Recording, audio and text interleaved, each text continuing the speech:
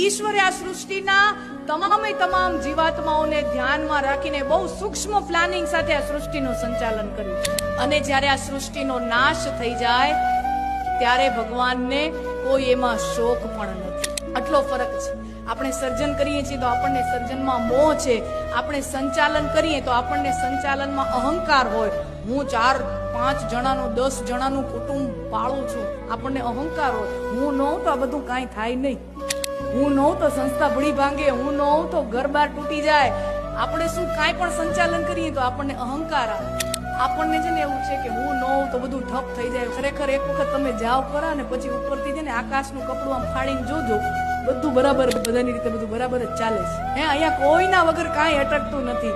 ભગવાન અવતાર લઈને આવ્યા, પોતાની લીલા પૂરી કરી, પછી ભગવાને અહીંયાથી સ્વધામ પાછા વયા ગયા.